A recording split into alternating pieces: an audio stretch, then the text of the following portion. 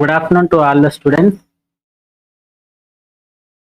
So in the last class, we have completed the discussions on stacks. We have seen various applications of stacks like conversion of infix to postfix expression using stacks. And then we have seen the evaluation of postfix expression using stacks with algorithms, and we have done it with the examples also. I think you are very much clear about those topics. So if you have any doubts, you can refer the YouTube videos, which is available in the Canvas element. So I request sir you last to, sir last class YouTube లో upload చేయలేదు sir. yeah, last class what happened? What happened is the last example which I have explained, the postfix evaluation, it was not recorded properly by this conferencing system. Why? Because I lost the connection for some time at the starting of that example. So after that, the recording was scrambled. I don't know the reason why. That is the reason why I just want to record. I failed to record that example. So I thought of recording it up to the last example only. So I thought of removing that. So for other reasons, I didn't upload. Today I will upload it definitely. Right? This class and that last class also I will upload it.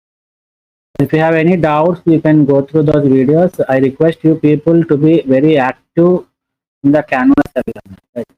So what I am planning is I am planning to give you an assignment on these data structures up to the topics which we have covered.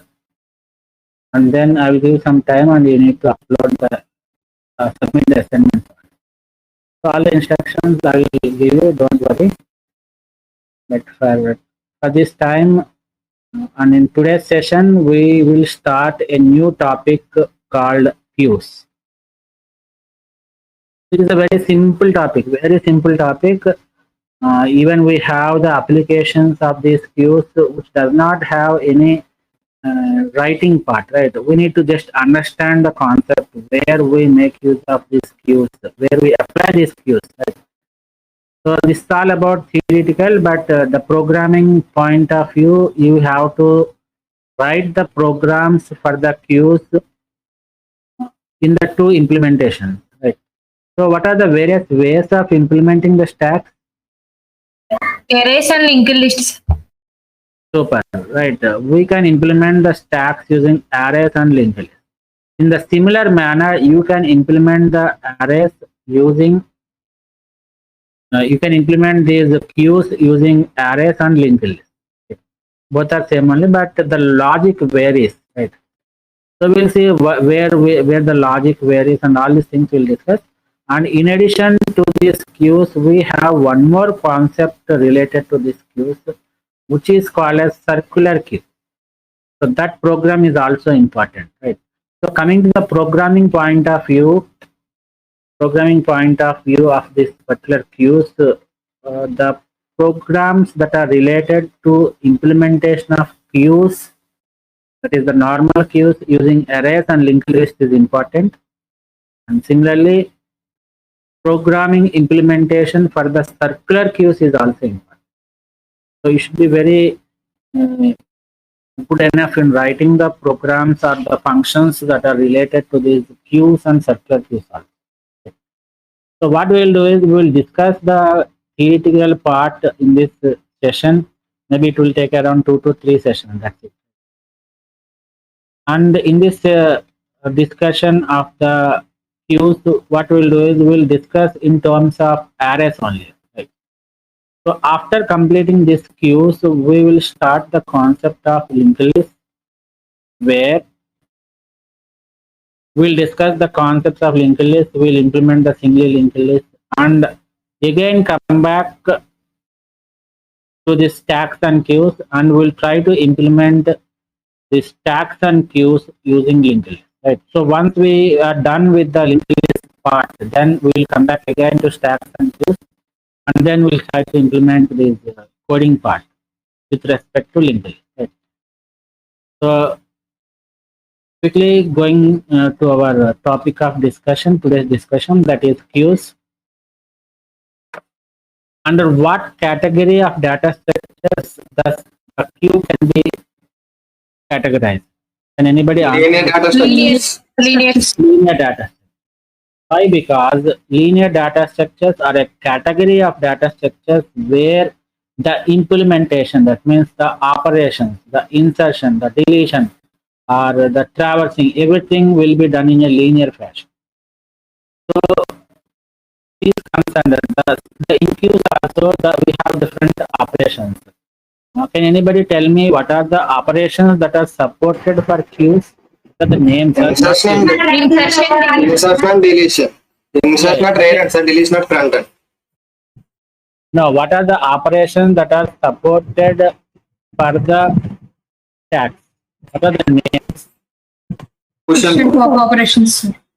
So push and pop, where push is the insertion and pop is the deletion, right?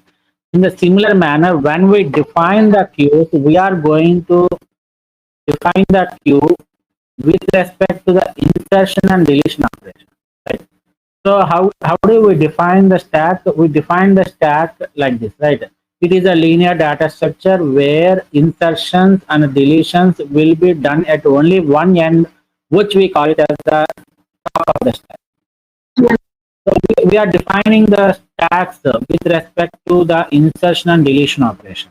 In the similar manner, when we define the queues, we define it as it is a linear data structure where insertion will be done at one end and deletion will be done at the other end.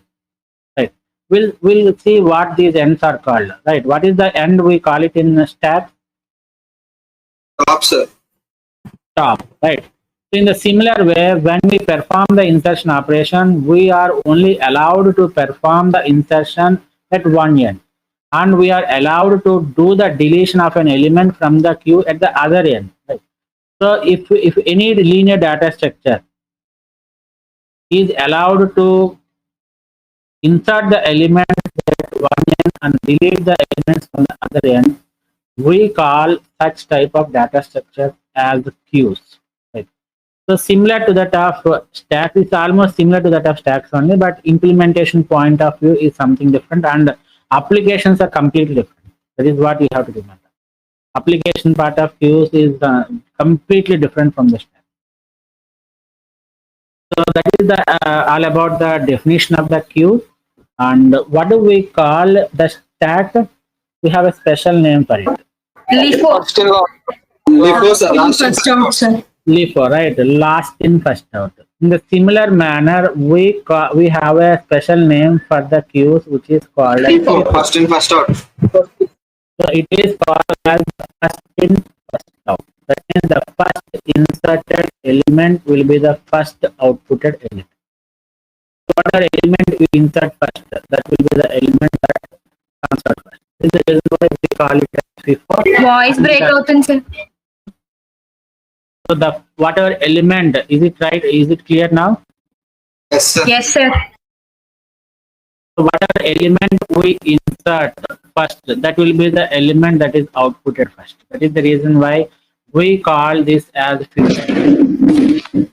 Otherwise, we can also call it as LILO also, last in, last out, right? But most frequently, we will not be using this LILO. We will be using the FIFO concept on. Is it clear up to this point? Yes, sir. Yes, sir. So coming to the introduction part of the queues, it is closely related to stacks as we have discussed, because they also come under the category of linear data structure. And there are some examples, right? Let us not go with this one. Let us go with the definition. So a queue is a linear data structure. You can give it as a linear data structure that enforces the first come first serve. Right? What do you mean by first come first serve order? Or it is also called as first in first out order. So we have this concept called as FCFS. We call it as FCFS, which you will come across in the operating systems concept. We have a concept called as job scheduling, where you will come across one of the scheduling algorithm, job scheduling algorithm as FCFS, first come first serve. So whichever comes first, that should be served first. That is the concept of queues, right? So whenever you want this type of implementation where you want to serve the customer which enters the line in the first place, so we will be making use of the concept called as queues, right? It is a general term we can make use in the daily life also, right? In the real life applications also. So when you go to any movie theater, right, you will be standing in the queue, right? And similarly, when you go to the railway station to take a ticket, nowadays that is not necessary, right? Everything is online, you can book it, right? But previously we used to have this booking, railway reservation booking, and people used to go there and they need to stand in the queue. We call it as queuing up, right?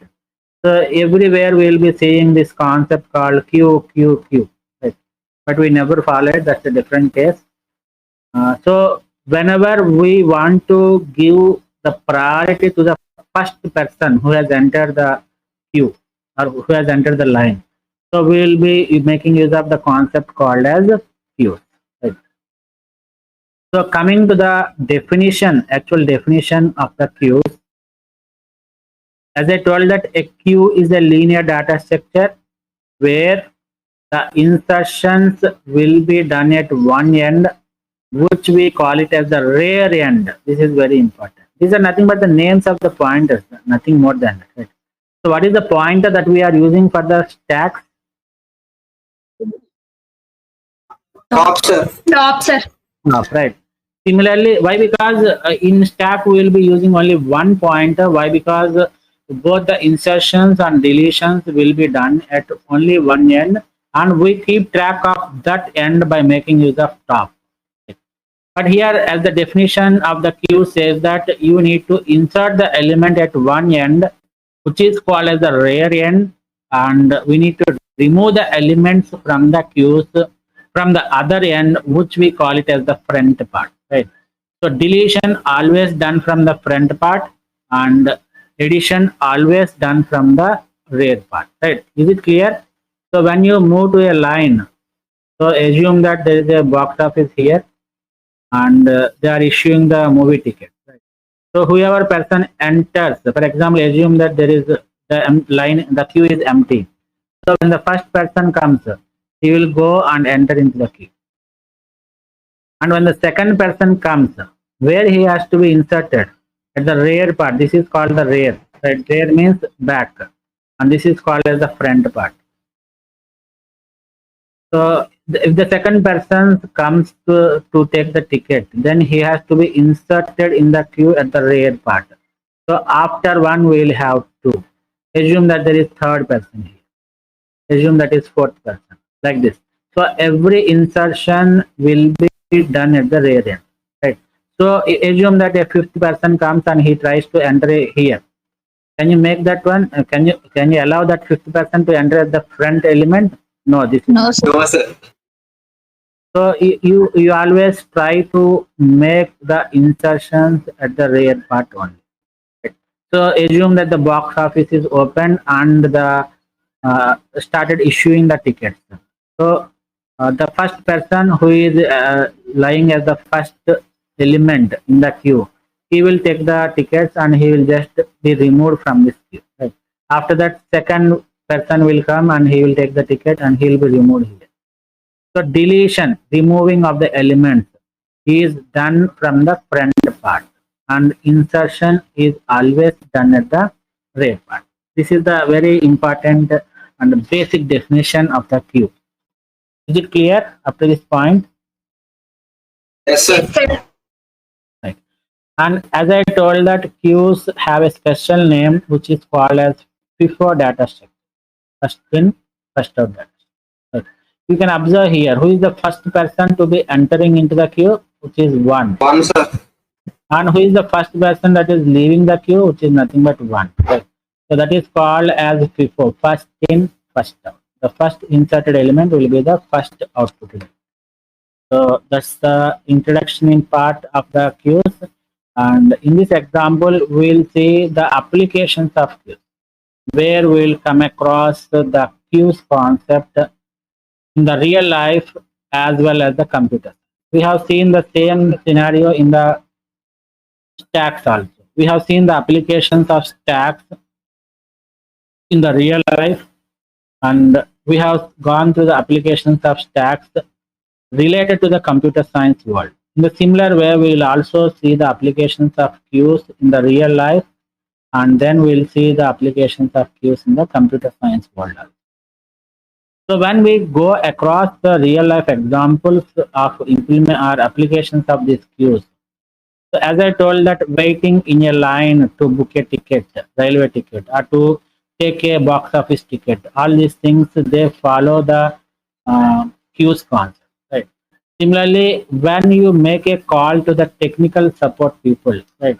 So you will find an announcement, or you will listen to an announcement saying that you are in a queue. Please wait. Your call is most important for us. All these announcements will be done, right? So if a person or a customer care is answering a particular customer, and if another customer has called, and since the executive is already engaged with customer one, so what they will do is the customer two call will be kept in a queue. They will maintain some queues. It's a software, right? They will maintain some queues, and then without making the customer to, or without denying the service to the customer two, what they will do is they will simply keep customer two in the queue, and they will give some music. They make the customer to listen to music or some announcement, right? So you will be like you will be addressed. You are most important customer for us. You will be, your query will be addressed within 5 minutes, like that, right? So the user will be getting some information, right? So all these things they make use of these queues. Similarly, waiting lists. So in the railway tickets, you will be having the, for example, waiting list 10, waiting list 12, waiting list 9. Right? Like that, you will be getting the waiting list in the tickets. This is an example I am giving where we come across in our real life. Right? So if somebody has cancelled their travel, then the waiting list 9 has to be given preference rather than the 10 and 12. Why? Because 9 lies before waiting list 10. Therefore, 9 has to be served first, and later waiting list 10 has to be served, and later the waiting list 12 has to be served. This is because waiting list 9 has entered the queue first. So he should be the first person to leave the queue. Right? So that is working in the manner of first in, first out. That is the reason why we make use of queues here.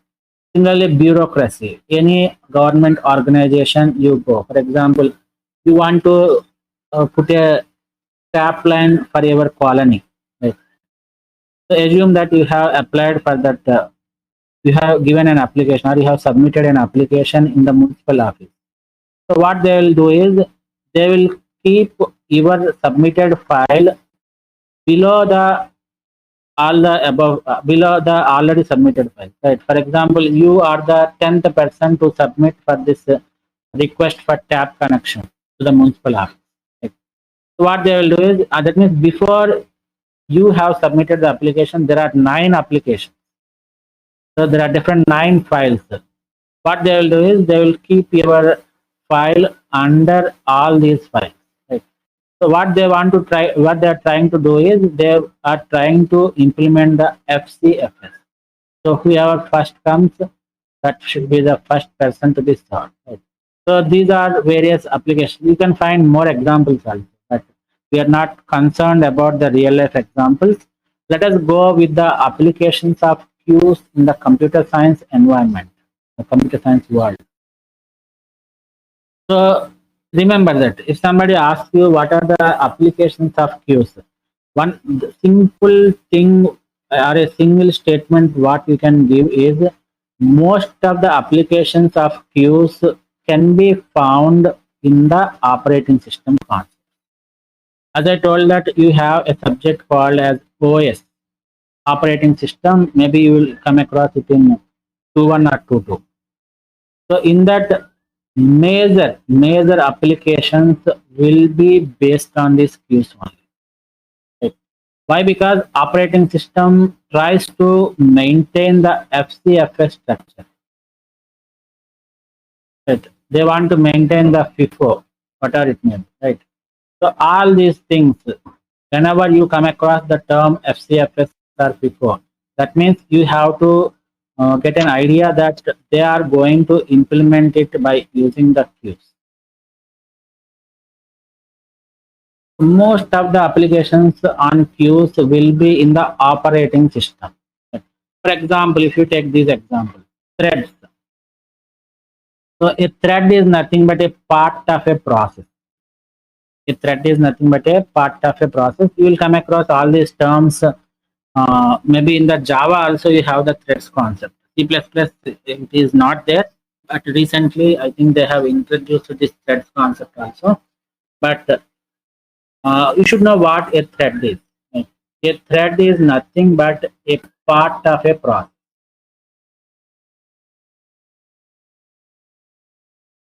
And you may have a doubt that what is this process? Actually, can anybody tell me what a process is? From starting to ending, sir, to prepare anything. No, that is not the process related to OS. So a process in operating system is nothing but program under execution.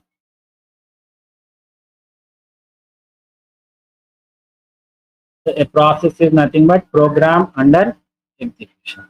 Now tell me what is a program? Set of instruction. Set of instructions is a program. So a set of instructions to perform a task is called as a program. Right? As I told that, where we will store the program?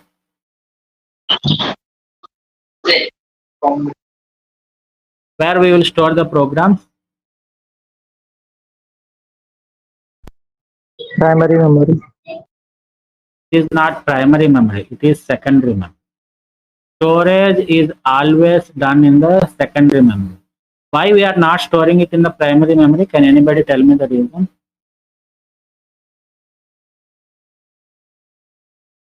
Less storage, sir. Less amount of storage, sir. No, that is not Sir, the correct. primary memory is used for current storage, current program storage, sir. Okay, that is true, but why we are not using the primary memory to store the program? One reason, it's not. We don't use all program at a time, no, sir. We use only. Maybe that is not the correct exact answer. Sir, secondary storage లో store చేస్తే అవి ఎప్పుడు save అయి ఉంటాయి sir. Primary మెమరీలో store చేస్తే మన laptop shut down చేసిన పవర్ కట్స్ అయినా వెంటనే డిలీట్ అయిపోతుంది. You have to tell it in the technical terms, right? So, the answer is perfect that primary memory is volatile in nature, but secondary memory is permanent in nature. So when you try to store the programs in the primary memory, when you turn off your computer, the program will be gone. It is deleted from the primary. So to make the permanent storages, we will store the programs in the secondary. Right? So assume that there is a program called P1, which is stored in the secondary memory. But as I told in the class that you cannot, or the computer cannot execute. Where we can execute these programs? Tell me.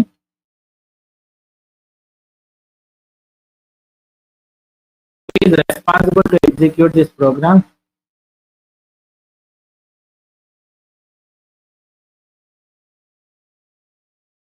Anybody please tell me where we are going to execute the program. It is on Operating system. It is not on OS. It is on the processor. Which is nothing but the CPU. we are going to execute the programs on the processor.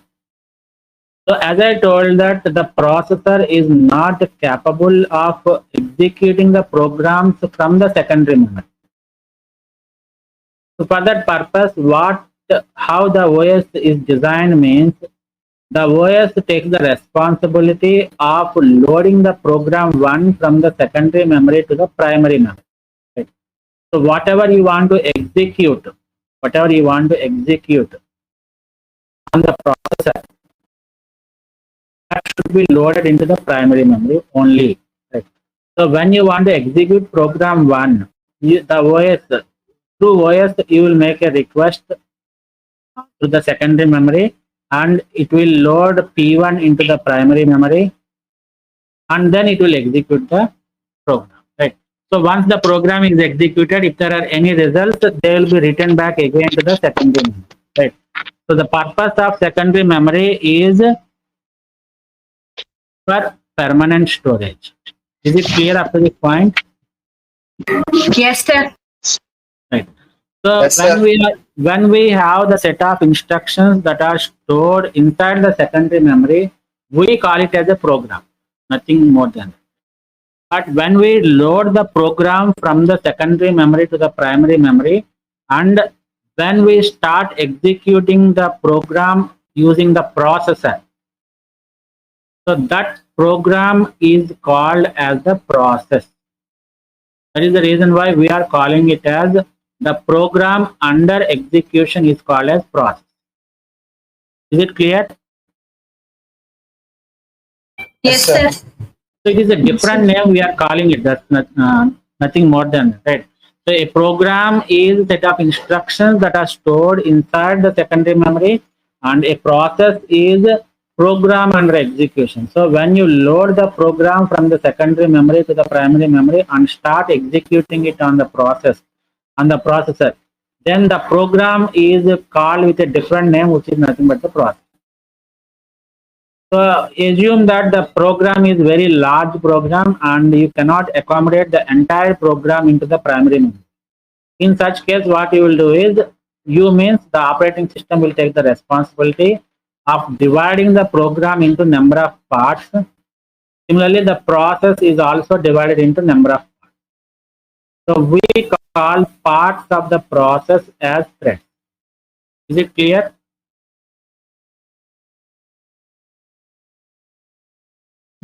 Yes, sir. Yes, sir. So program under execution is called as process, and the process are divided into number of smaller parts, and those smaller parts are called as the threads. So in the operating system, thread management is one of the important concepts, and for that they make use of the queues concept. That is nothing but the thread 1 enters into the queue first. After that, thread 2 enters into the queue. Right. So in such case, what you have to do, you have to execute thread 1 first before executing thread 2. Right.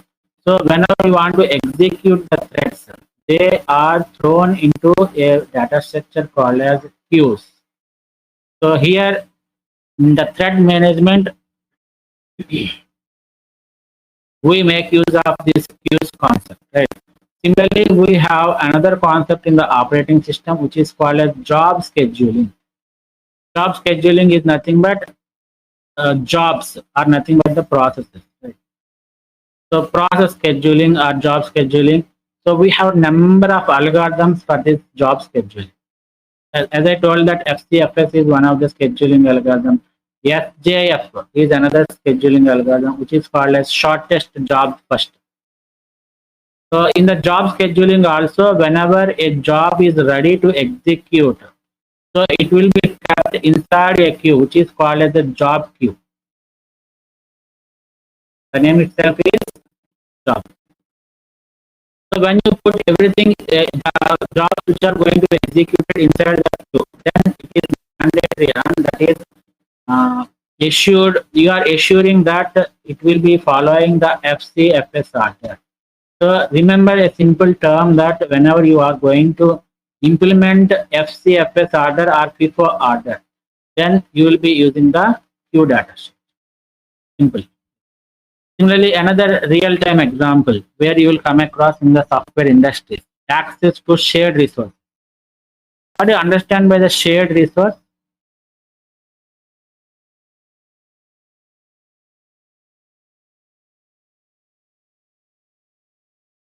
Systems okay printer ఉంటే ఆ రెండు systems దాన్ని share చేసుకుంటాం. Yeah, for example, assume that you are working for a project where the size of your project is 10. That means 10 members are working on a project. And you are allocated a room like this, a cabin. Right? Assume that all the people are sitting like this. And there are 10 systems you are given because you have a team of 10.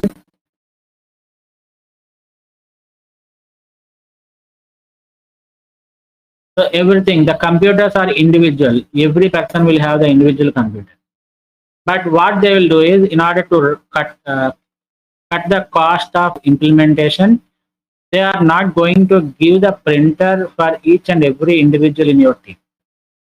What they will do is, they will buy a printer and they will place it at a corner of your room.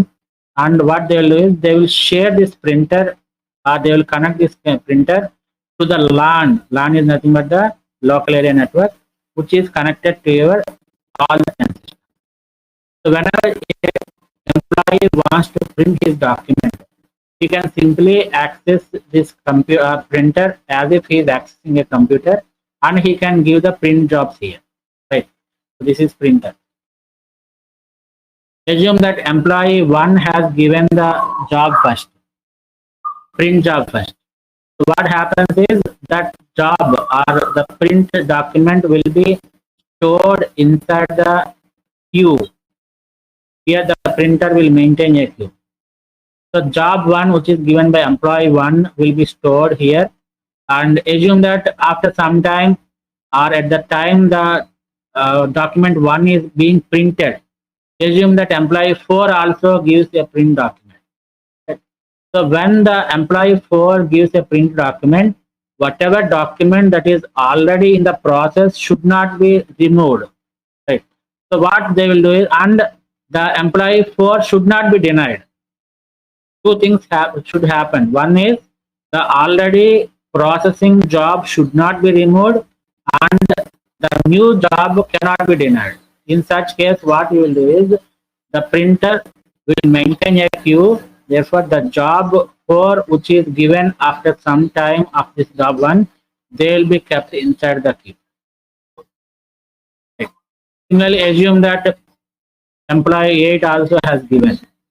Then this 8 will be stored inside this printer queue, like this. So all these jobs will be executed in the FIFO manner. So at this point where we have the shared resources, this is a simple example which we have taken, right? But in the software industry, you will find number of shared resources, because they keep on tracking, they keep on saving a lot of resources. So for this is a simple printer example we have given, where you will come across in your daily, in your real life example when you go and work for the software industry. So this is how the print queue is maintained, which is a shared resource inside your project. Multi-programming. As I told that there exists only one primary memory, and you can execute multiple programs in the primary memory. Is it right or not? I told you that whenever a program has to be executed, that program has to be brought into the primary memory. Right. So assume that P1 has entered. After that, P2 has to be entered. After that, P3 has to be entered. Everything will be kept inside a queue. So first P1, which entered the queue first, will be served. After that, the P2, which entered the queue, will be served. Like that, it will follow the FCFS or FIFO order.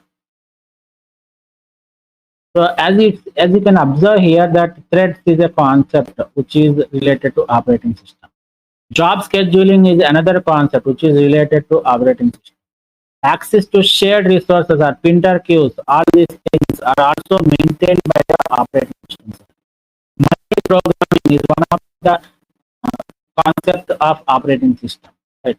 So like that, if you take any application of queues related to computer science environment, it is everything is related to operating system only. All the applications, you find most of the applications through the operating system. Right. Is it clear? Yes, sir. Yes, sir. Yes, sir. So let us take this simple example. In general, how do you denote the stack pictorially? As I told that it should be denoted like this, right, in a vertical fashion. Why? Because we can observe here that one end is closed and another end is open. Like, and I told that it is a simple notation and it is not a thumb rule, right? It is a simple notation where you have to follow it. But you can also draw like this also, nothing wrong in it. In the similar way, queues also can be represented pictorially in the horizontal fashion only. Like this you have to. And this is not a thumb rule. This is just a convention. Whether you follow this or not, nothing wrong in it. But when you follow like this, then it will be very easy to understand the concept of queue. Is it clear?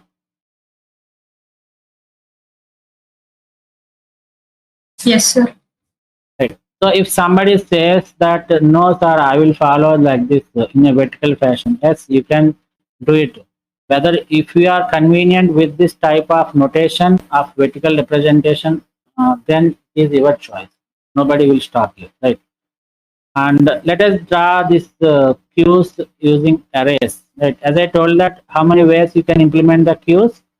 By using arrays and by using the linked list. These are the two ways by which you can implement. Let us start our discussion with implementation of queues using arrays. Right. So I declare the array of size 8 and they are denoted like this, as you can observe here. Right. So can you answer this simple question? What is the initial value that is initialized to top pointer of the stack? -1, sir. -1. -1. -1, right? The reason for initializing it with -1, I told you, right? Why? Because when you implement the stacks using arrays, the arrays by default have an index starting with 0 and ending with n-1.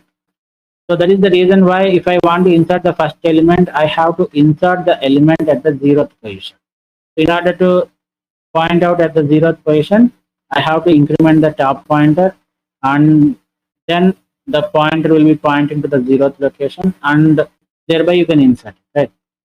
You can also take the initial value of top is equal to 0, but there should be some modifications in the code, right?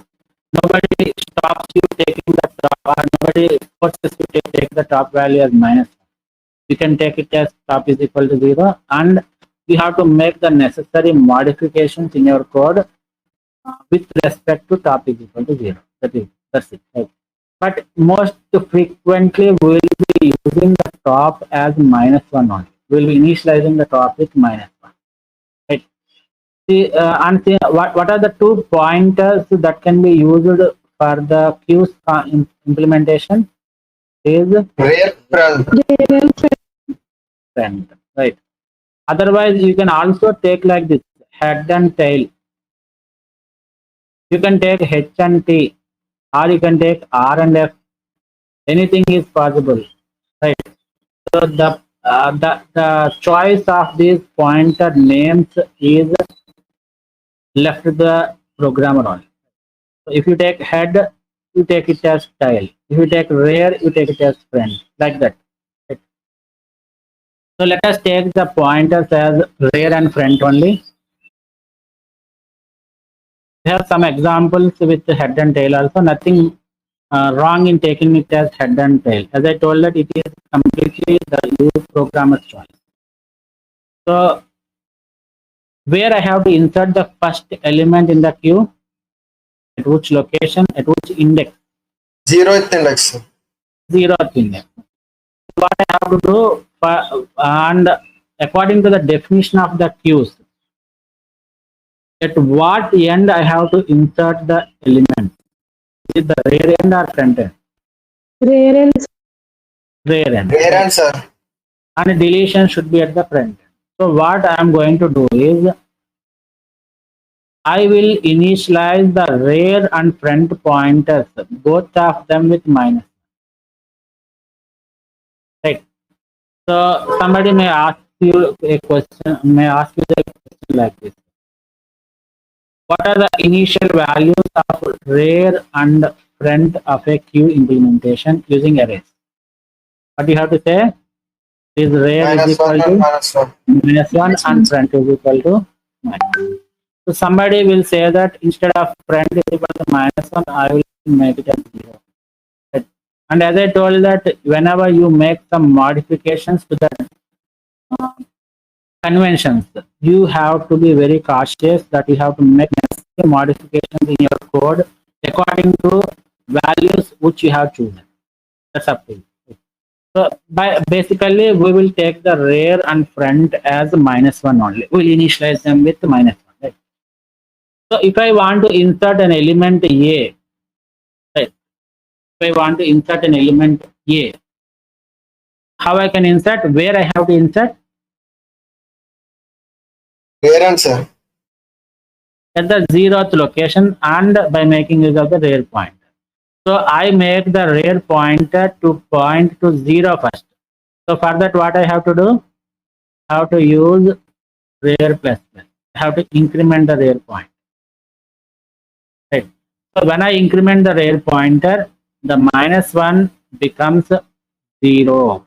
Therefore, assume that rear is pointing to this. Let us denote it the rear as R. So my rear is pointing to 0. Now I can insert the element. Right. I insert A. Right. One simple logic you have to remember here is when you are inserting the first element, how can you identify whether you are inserting the first element or not? Simple logic. Rear front different అవుతుంది sir first element insert చేస్తే rare 0 front So how can you identify whether the array is queue is empty or not?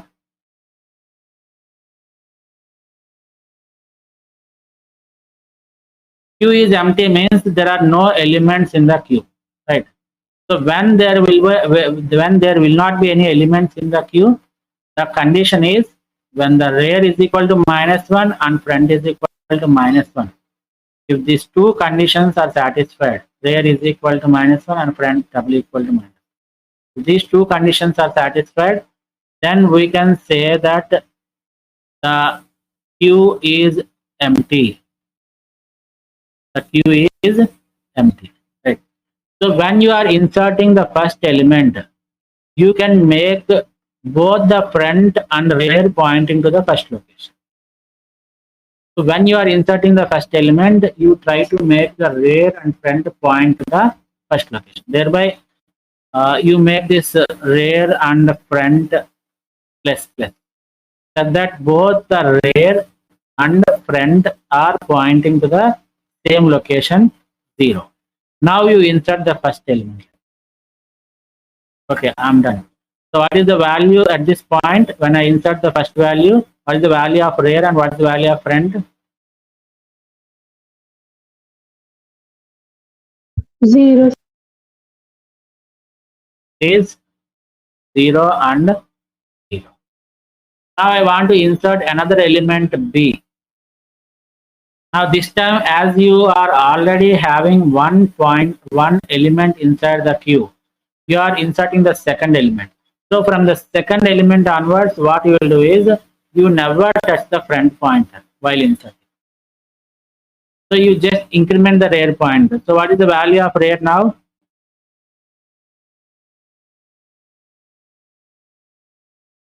It is 1. Therefore, it is pointing to this location. Now you insert this. Again, insert an element C. So this time, every time you insert a new element, the operation you have to perform is rear plus plus. So when you increment the rear will be pointing to 2. That means the rear value is 2. Therefore, rear is pointing to this location. Okay. Now I insert the element. Okay. Like this. Assume that I have inserted D, E, F, G, H. So what will be the value of rear at this point? Stack is full. The queue is full. What's the value of rear?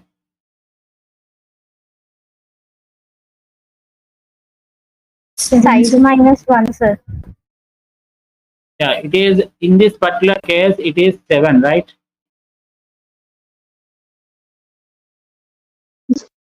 Which is nothing but the max size. Max size is nothing but the size of the array, -1.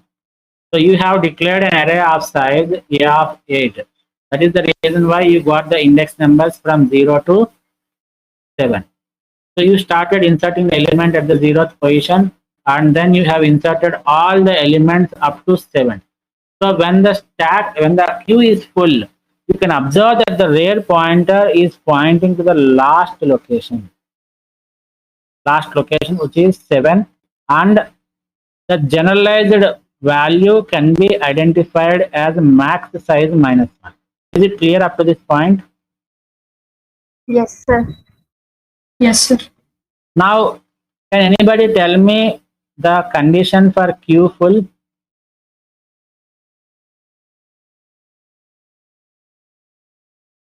What is the condition for Rear queue full? equal to max. Rear equal to length -1. Size -1. They are equal to super, right? Max size -1. Let me pause it here, right? This is not the exact queue full condition. For example, at this scenario, you have made all the elements to be inserted. That means the queue is full, right? Now let me perform a delete operation. This is insert of A, this is insert of B, and this is insert of C. Let me perform a delete operation D. So where I have to delete the element in the queue? From which end? Friends, sir. From friend. So deletion, what you will do in the stack, the concept is you have to decrement the top. That means you have to perform top -9. But here what you have to do, you have to change the front pointer to point to the next location. So what is that you have to do? Friend plus plus. You have to make the operation like this, front plus. So when you increment the front pointer, it will be 1, and assume that this is pointing this. As I told that when you are implementing the queues or stacks using arrays, the deletion operation, you are not performing it physically. You are just deleting the element logically. So assume another operation. Assume the case where you perform another delete operation. So what you will do? You will again execute this instruction, which is nothing but front plus plus. So the front value becomes 2. Therefore, it is pointing to this location. Assume that these are deleted. This is just an assumption, right? Now tell me, if I check the condition as rear double equal to max size -1, is it the exact condition to check the queue is full or not? No, sir. At this No, point sir. also rear is pointing to max size -1, right? So what is that? You have to make the modifications here. Friend double equal. Front equal to 0. Super, right? And you have to check one more condition where front should be equal to 0. So if these two conditions are satisfied, then only you can say that the queue is full. Now tell me, what is the condition for queue empty? Very simple a condition. And then rare is equal to -1, sir. So the rare equal to -1 and the friend is minus. This is the thing.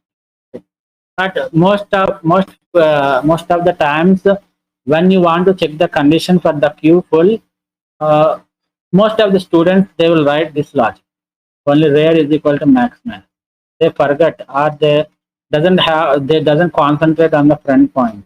But while you are checking for the Q full condition, this friend pointer is also important. Is it clear? Yes, sir. Yes, sir.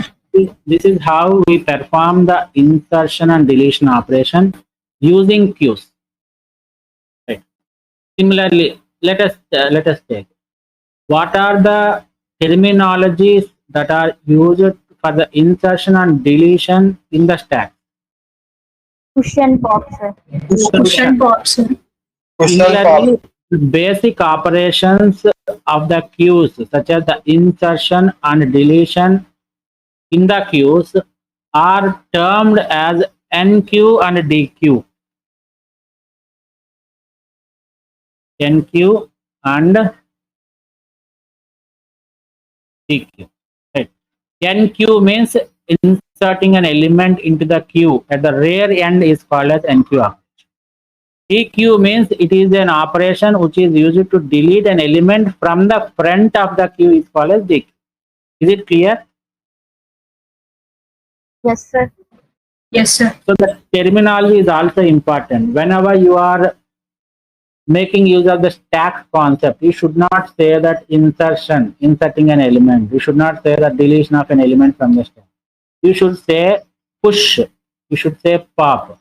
In the similar manner, while you are making use of the queues, you should use the term NQ for the insertion and you should use the term TQ for the deletion. Is it clear up to this point? Yes, sir. Yes, sir. So how many basic operations are there in the queue? 2, sir. 2. What are they? NQ and NQ and DQ, sir. NQ and DQ. Right. Can anybody tell me how many parameters the NQ operation will accept? For example, I am implementing the NQ function, right? Like this. So how many parameters the NQ function should have?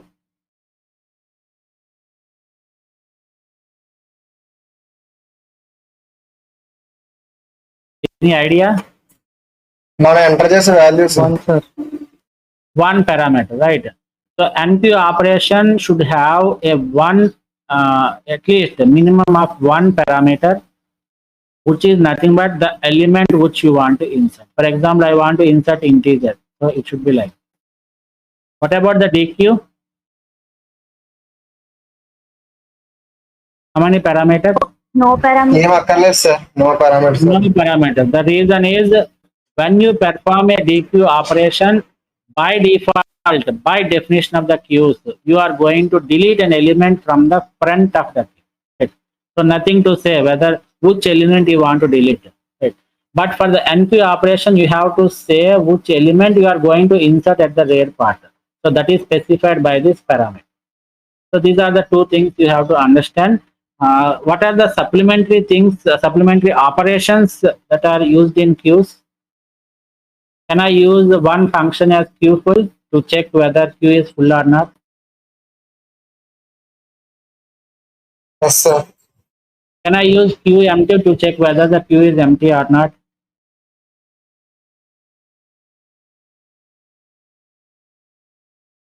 Yes sir. Yes. Can I use rare? Right, rare function which gives the rare element. I can use friend function to identify the friend element. Like that, there are many supplementary functions which you can implement based upon your requirement. Nobody will stop you and nobody will restrict you to implement more and more functions. Right?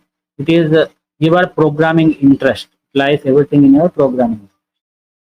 And the last topic of today's session. What is the condition that we are checking in case of push operation? push equal to n minus 1, sir. The top equal to n minus 1. No, no. I want the terminology. While you are The pushing, queue is empty or not, sir? the stack is empty or full.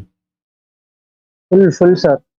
Full, sir. Full. While performing a push operation, you have to check whether the stack is full or not. Why? Because when the stack is full and you are trying to insert a new element, what is that condition called? Overflow. Stack Right, overflow, it is sir. called as stack overflow. And what is that condition we will check in the pop operation?